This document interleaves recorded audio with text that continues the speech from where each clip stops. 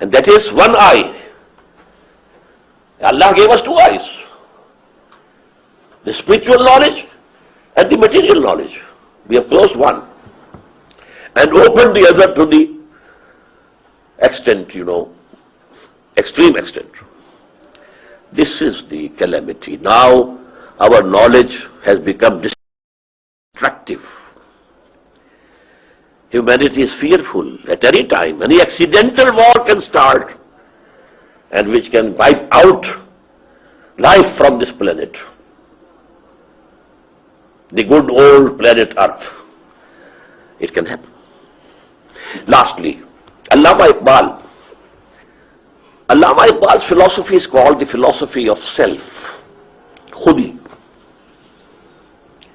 One of his disciples, he asked him, what's the source of your philosophy? Is it from Nietzsche or Bergson or some other person?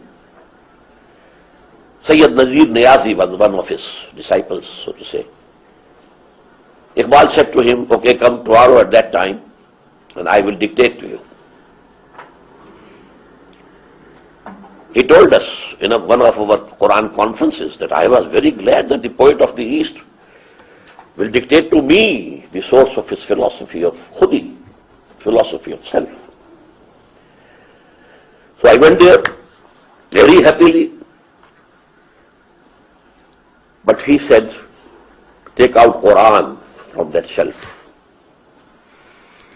I became frustrated. I thought he will say, take out some history of philosophy book, Quran.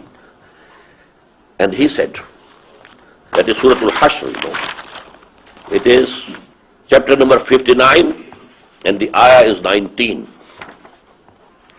وَلَا تَكُونُوا كَالَّذِينَ نَسُوا اللَّهَ فَأَنْسَاهُمْ أَنفُسَهُمْ.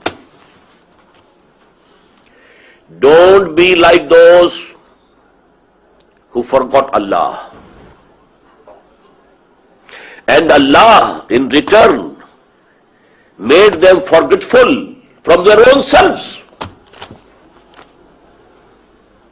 وَلَا تَكُونُوا كَالَّذِينَ نَسُوا اللَّهَ. Don't become like those who forgot Allah. And what was the punishment for that from Allah? فَأَنْسَاهُمْ أَنفُسَهُمْ. He made them forgetful of their own self. Now what is that self? Is any human being forgetful of the needs of his animal body?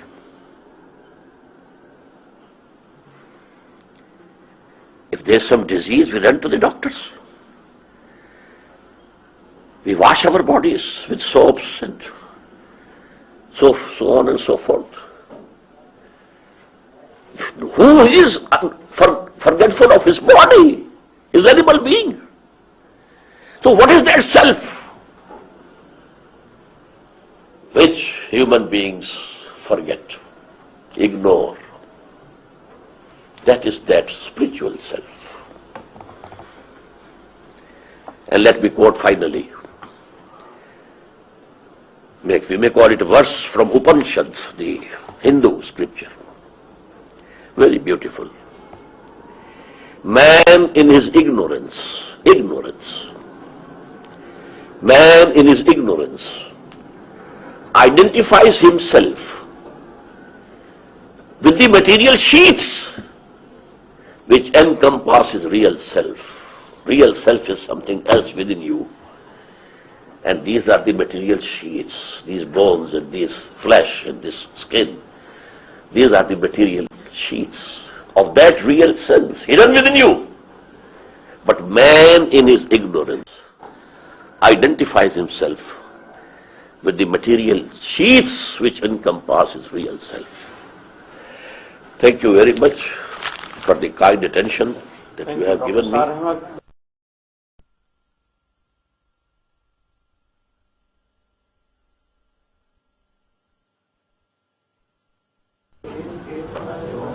Israr Ahmad. We are starting our question and answer session. As we have heard, Dr. Israr Ahmad has covered a vast area bearing both on ontological position of man and epistemological questions. It's a vast area. He has very briefly touched everything. And now it's your time to question him. I hope you will not needle him, because he's not a philosopher. He is a medical practitioner, switched over to spiritual healing, as I say generally. But of course, he is a scholar of Quran. He has studied Quran very intensively, very closely. This is a gathering of multi-religious people, community from different faiths have come here, and we should meet in an ecumenical spirit and try to understand each other's point of view. Let me start by saying what a delight your presentation was, and how clear it was, and how much I appreciated it. And there are so many questions I would like to ask, but I'm very aware that there are others who want to ask questions too, so let me just pick one. And that was, I was interested in the way in which you reconciled the story of natural selection and Darwinian evolution, appropriately modified, with the Quranic insights about human anthropology. And what surprised me a little bit is that my impression is the vast majority of Islamic thinkers are very suspicious of the sort of ideological baggage that Darwinian evolution has in the West, and view it therefore with a lot of suspicion, and are often very, very critical of it. But you seem to be quite happy to talk about the fact that certainly the animal, human, did evolve from, animals, and it was in some point in that process we were given a spirit. And how do you find that do you find you have a lot of sympathy in the Islamic world for these positions, or do you find that you are often criticized for them? Thank you very much. Firstly, please note that I do believe in evolution, but not in Darwinian evolution. Evolution is something else, and the mode through which it has taken place is something else. The struggle for existence and the survival of the fittest and natural selection, and that automatically changes one species to another, this is wrong. At every change of species, we need another kun from God. And this, the mechanism of Darwinian evolution has not been proved, and not very much liked in the biological areas, in the academia. So every time we have to have a kun, and that change becomes from Allah subhanahu wa ta'ala.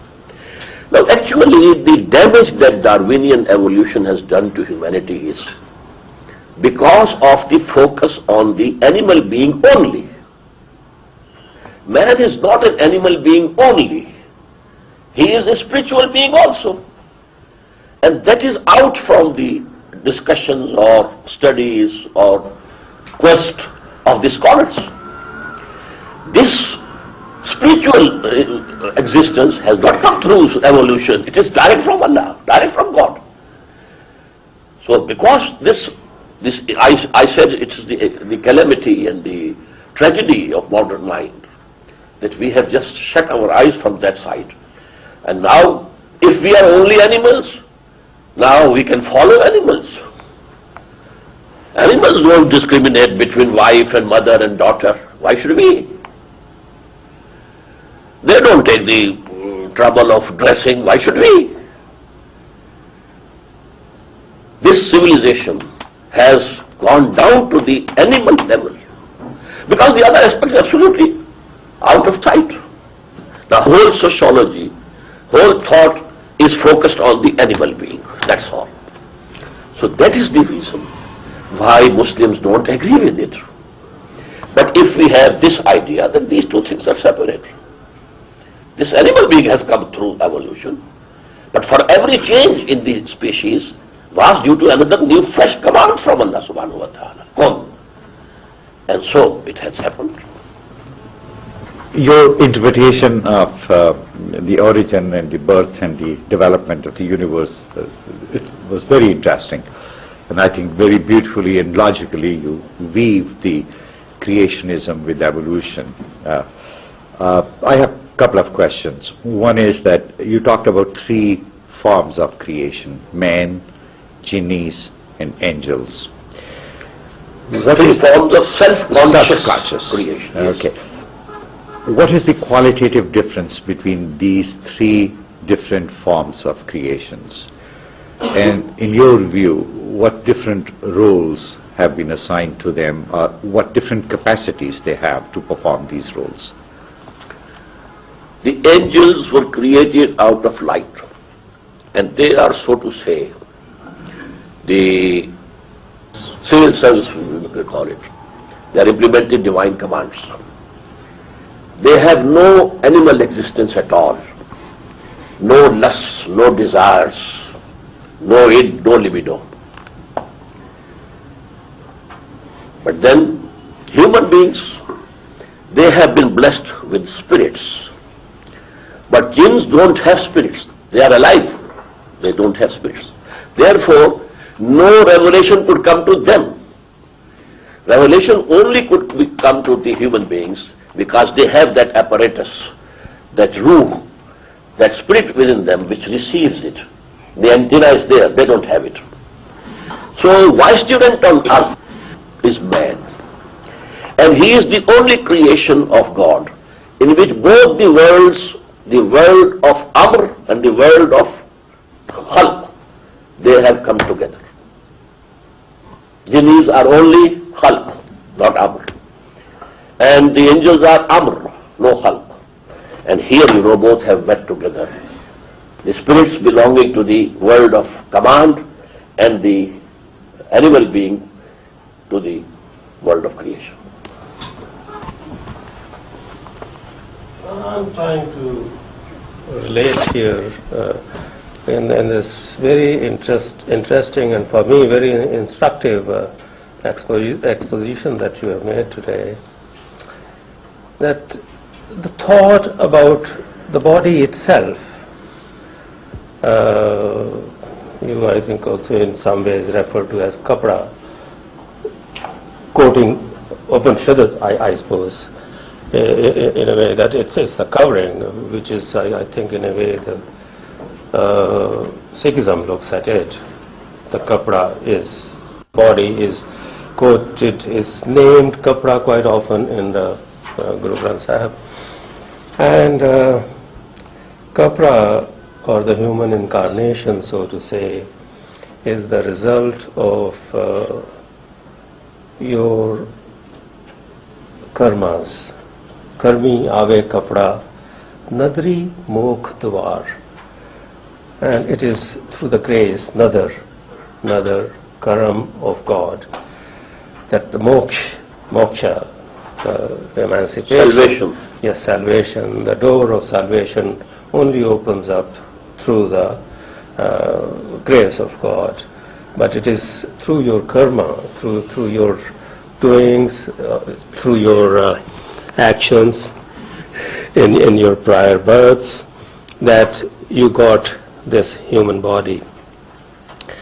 And this human body is then considered as one of the greatest blessings which has been given to you, because it provides you the instrument, the sources of energy, as you said, the thinking, the intellect, the ability to reason, the ability to see, to comprehend, acquire knowledge, jnana, and then try and get closer to God. And the biggest suffering is, where we start or begin, is the suffering from being separated from God, the Atma, the spirit, being separated from God, the process of individuation. And in this process of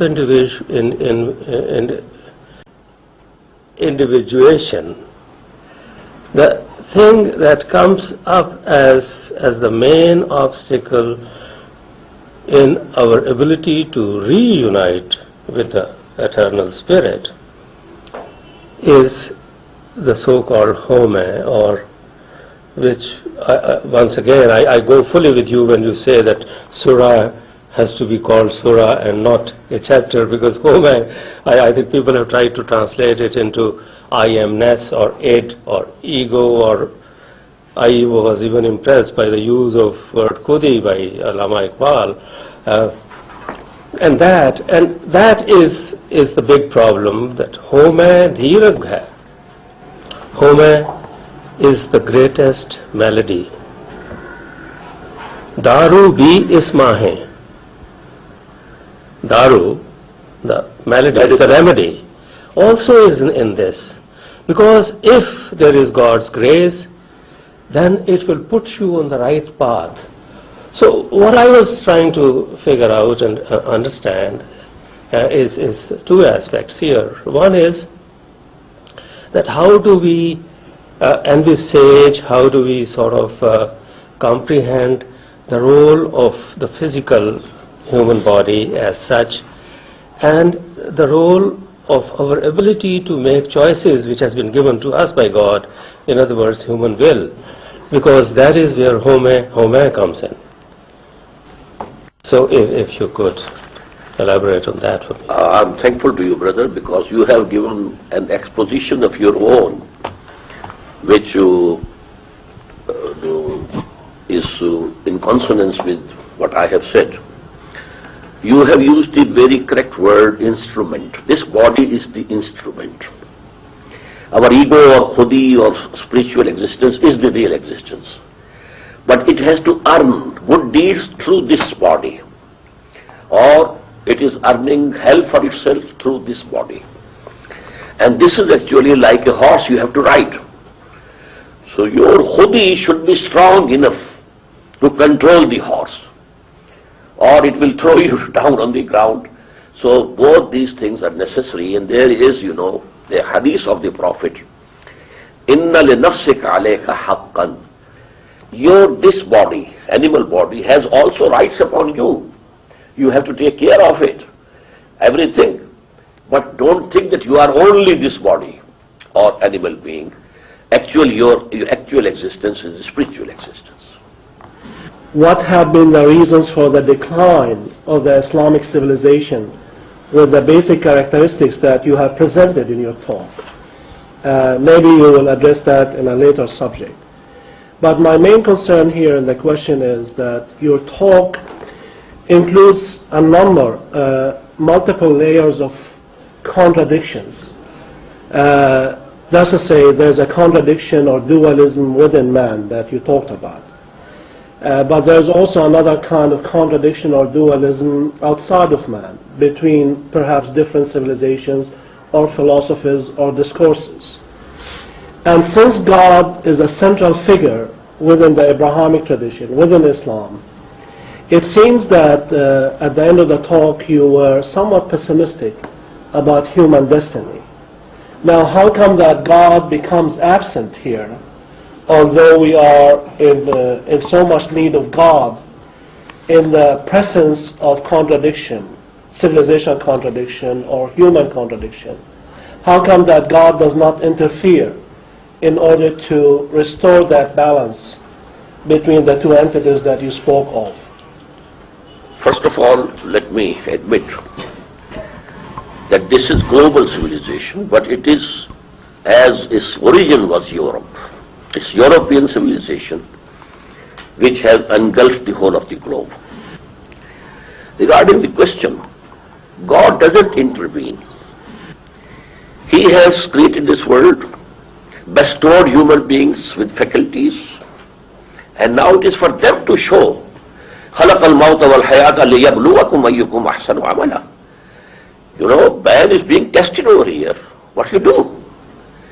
So actually this will happen, but that was not the subject of my talk. Finally, we agree, both Christians and Muslims, kingdom of heaven on earth is going to be established. It will be established. But first of all, we have to return to the basics, because this Western civilization or global civilization you are calling, it has gone deep into our own intellects, our own thinking, our own value structure. Even we are being, subject to the same influences. So Allah will make the truth rule over the whole of the world. I have a couple of questions about the second part of your presentation on human knowledge. What I found missing in your epistemology is one thing. Your assumption seems to be that ideas generate ideas. I'm talking about the right-hand knowledge of physical objects. In other words, the intellectual sphere is an autonomous sphere. What seems to me missing is the idea of the social construction of ideas. In other words, ideas themselves do not generate subsequent ideas, but philosophy and social science theories are the product of the socio-economic conditions in which they are articulated. Would you accept that position? Yes. Going to the left side, then I'll ask the other question. Actually, what I said was that this acquired knowledge, mostly it is the science knowledge of these physical sciences and then technology, and that is the main subject today. It's the focus of human attention. But because man wanted a total knowledge also, and he needed it, how to behave in this life, and he needed some philosophy. And along with that, I should have added, and I have on that diagram, the social sciences. And you have to generate them, and you have to build them, and then you have to live by them. Yes? Going to the left side, you have one box, it calls recorded and open revelation. In Islam, I would assume that you mean that open and recorded revelation is contained in the Quran, right? Yes. Would you also include hadith? Hadith In on this the other category, side. or it's in the second box? Second box, Which is, but for the prophets, this is also protected. The dreams that the prophet had, one revelation for him. And you know, the inspirations. Because in Surah Shura, we have three forms of wahi. مَا كَانَ لِبَشَرٍ أَن يُكَلِّمَهُ اللَّهُ إِلَّا وَحْيًا أَوْ بِوَرَاءِ حِجَابٍ أَوْ يُرْسِلَ رَسُولًا فَيُوحِيَ بِإِذْنِهِ مَا يَشَاءُ. It is not possible for human beings to talk with Allah, except in three forms. From behind a curtain, just as Moses had that conversation with Allah on that tomb, and an inspiration directly from Allah, or a wahi coming through the angel. And this wahi is the manifest, the jali, the recorded one. But what is coming from inspiration, that is the second aspect of wahi. And for the prophets, this is also protected. So hadith is, sort of a trayer of that wahi khafi. Then the other two boxes, one is called laws and injunctions, and then the legal code. I have two questions about that. As far as the laws and injunctions are concerned, are they permanent, or on the contrary, they are changeable? Are they time-bound? Because, as you know, there is a debate going on right now within the Islamic circles, what is permanent and what is changeable. The other is about the legal code. Is this legal code directly revealed, or is it derived from revelation? In other words, is it a human construction that is based on revelation, or is it directly derived from revelation? You mean Sharia? Sharia, yes. What was the first thing? The first was is it permanent? It is permanent, and that's actually connected with the finality of the prophethood. These laws were kept changing. The law of Moses was something else. The law of Muhammad is somewhat different. But when humanity reached its puberty regarding this intellect,